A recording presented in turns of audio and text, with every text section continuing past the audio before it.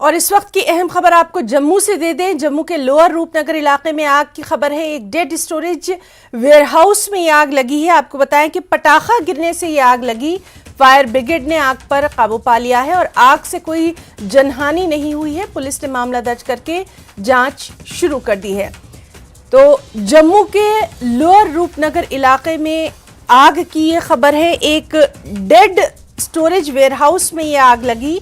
पटाखा गिरने से ये आग लगी। फायर ब्रिगेड ने हालांकि आग पर काबू पा लिया है। कोई जनहानि नहीं हुई है। कितना नुकसान हुआ है उस पर भी लगातार अपडेट हम आपको देंगे।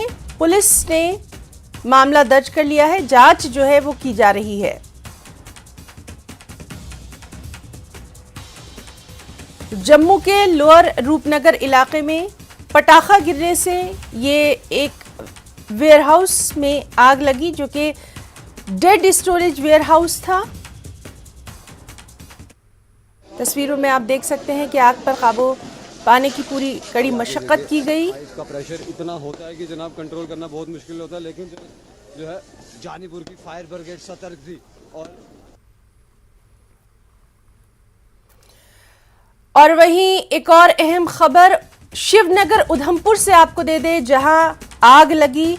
होंडा मोटर की छत पर स्क्रैप में ये आग लगी। आग पर काबू पाया गया और किसी के हताहत होने की खबर नहीं है।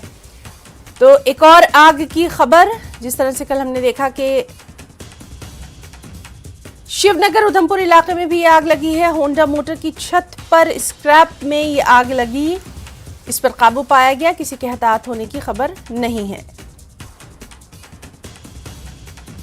उधमपुर के शिवनगर इलाके में होंडा मोटर्स की जो बिल्डिंग है उसकी छत पर ये आग लगी। जो स्क्रैप वहां पर रखा हुआ था उसमें ये आग लगी। इस पर काबू भी पाया गया। कितना माली नुकसान हुआ है उस पर लगातार नजर बनी हुई है। अच्छी खबर यह है कि कोई हताहत नहीं हुआ।